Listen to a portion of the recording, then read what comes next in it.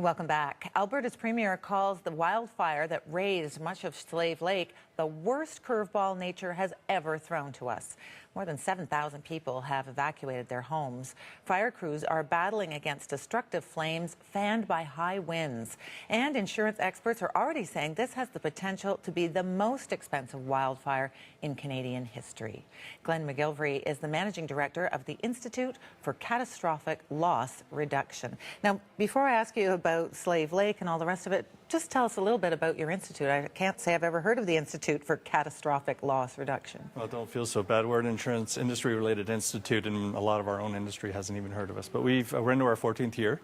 We were created a few years ago to address the problem of rising catastrophe losses in Canada and try to address the problem of growing loss of life, injury, and property damage due to catastrophes.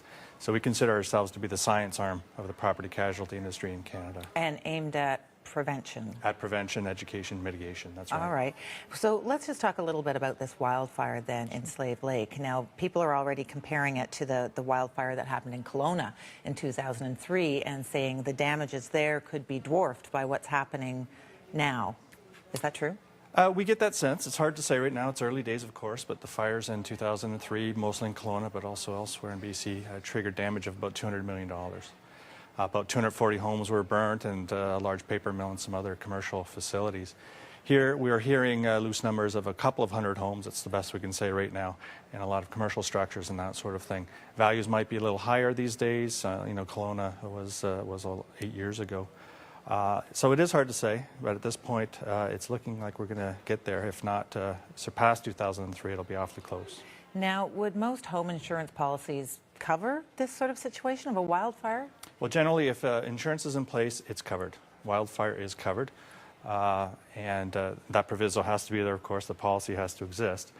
Certain things that wouldn't be covered would be trees, landscaping, fences, and that sort of thing, but the basic structure would be insured. On the commercial side, if there's insurance in place, that would be insured as well. On the automobile side, if there's comprehensive coverage in place, that would be covered too. And what does your institute say about this situation in Slave Lake? I mean, you're focused on prevention.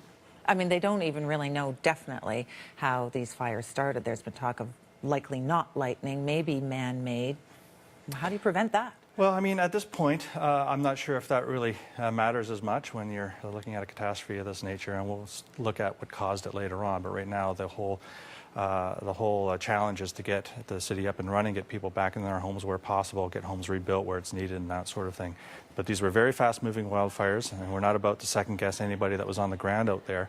But it just goes to show you that prevention is key. Knowledge, education, and planning is also key. So, individuals have to plan, businesses have to plan, government has to plan for this sort of thing as well. So how do you prevent that? How do you plan? How do you plan? Emergency preparedness. You have to take all things into consideration when you're putting together a plan. And how are you going to deal with these sorts of things? So from the municipal government side, and the municipal government there has been hit quite hard with the city hall burnt down and records lost and that sort of thing. But they need to have plans in place to figure out, how do we continue on afterward if we should lose everything or lose a lot of our functionality? How do we get critical infrastructure back and running and that sort of thing? So let's talk a little bit. We're saying it's not up to you to talk about what this does to insurance prices. What happened, though, in the Kelowna situation? It's my understanding that absolutely there's no negative impact on insurance pricing after that event. We are warning at ICLR that wildfire is a growing risk in Canada for a number of reasons, but historically it hasn't been a huge issue in this country. Generally, when something becomes a nagging issue like water damage in Canada, which is a big issue, then we start seeing rates get impacted by those sorts of things. But wildfire is not a nagging issue. Okay, so then that brings us right to the flooding in Manitoba. Is that going to impact insurance prices? Well, unfortunately in Canada, homeowners can't buy overland flood insurance. It's just not available anywhere in this country, never has been.